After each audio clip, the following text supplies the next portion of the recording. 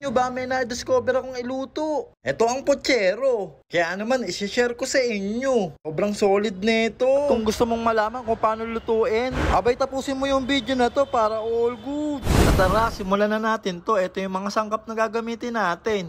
At yan, may sibuyas tayo dyan.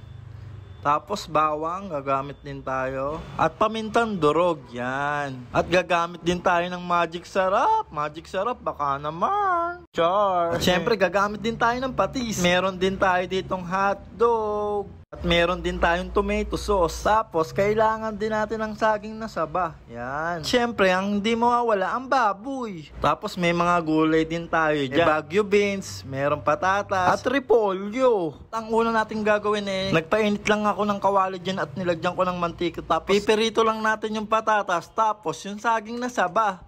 Yan, lagay na natin yan. Pagsabay na natin yan para mas mabilis. At yan, at pirito na natin yung saging na saba at yung patatas. Goods na yan. At next ko naman na gagawin ay pipirito ko naman tong baboy. Gusto ko kasi yung malambot na malambot yung baboy. Medyo tatagalan ko yung pagpirito nito para mas malambot. At sa pagkakataon na to, goods na yan.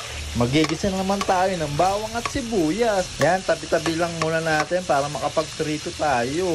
Hindi ko nahanguin yung baboy para mas lalong lutong-luto. Para goods. Eko na yung sibuyas saka yung bawang. At yan, dahil na golden brown na yung bawang at sibuyas, halu-haluin lang natin to ng konti. At after nga nun lalagay ko na tong tomato sauce. Mars, pwede ka rin pala maglagay ng kamatis dito. Dahil marami naman akong nilagay na tomato sauce, di na ako naglagay ng kamatis. Goods na yun. Nag-add nga lang din pala ako ng isang basong tubig.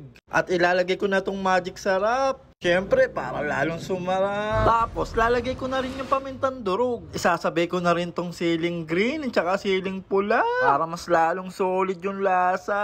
Pero wag natin durugin, baka hindi makain ng biyanan ko Maglalagay na rin ako ng patis dito. Bali, 2 kutsarang patis nga lang pala ilalagay ko dito. Siyempre, Mars, tansyahin na lang natin. Pero kung okay na yan, kahit di ka na magdagdag mamaya, goods na yan. Pagkatapos nga nun yung hotdog naman ang ilalagay ko. Yan, bali 5 hotdog nga pala yan. Pero depende sa inyo kung ilan ang gusto nyong ilagay. Sa kung saan kayo masaya, supportahan ta ka.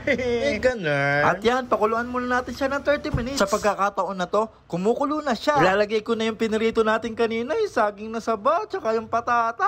Tapos mag-a-add lang ako ng 1.5 kutsarang asukal dito. At halu-haluin natin. At yan ako, tamang waiting lang. Nagpapalambot ng baboy. At pagka-check ko nga sa baboy medyo matigas pa. Sabi ko sa'yo kasi Mars matuto tayong maghintay para hindi tayo masaktan, char. Yan, finally kumukulo na siya. Pwede na natin ilagay yung mga gulay. Yan, damihan natin yung gulay kasi maganda sa katawan natin yan para iwas sakit. Alam mo ba Mars, gustong gusto ko dito sa gulay ay half cook lang para feel na feel ko yung pagka-press kanya. Kaya Mars, ikaw kumain ka nito para mag-impress ka ulit. Joke lang.